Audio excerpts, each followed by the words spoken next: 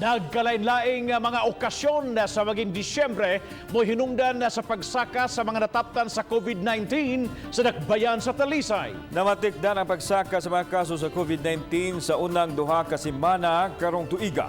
Sa 32 ka mga active cases, duha niini ang nasuta nga mitambong sa Misa de Gallo. Si Femery Dumabok sa report.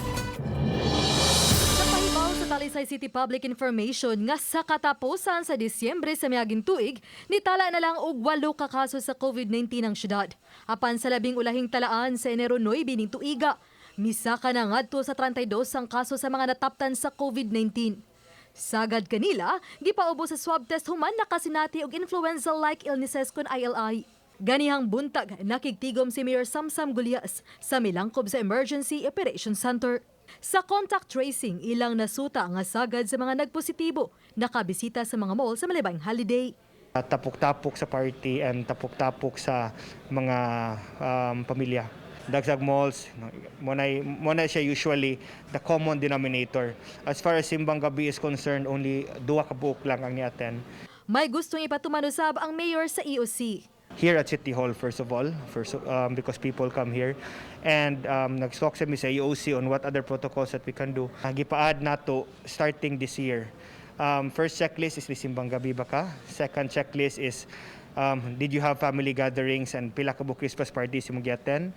Number 3 is, did you go to malls? Did you go to tourism-related? Tungod sa pagsaka og balik, sugod na usabong rekorida ang Talisay City Police sa miaging weekend sa mga dapit nga sagad dagsaan sa mga tao o sa mga establishmento nga bukas panahon sa kagabhion. Dili kay last call ng 10 p.m. Our instruction is that by 10 p.m. this establishment should already be closed and no customers should already be there in the area. So we left with no other recourse but to arrest them if they insist.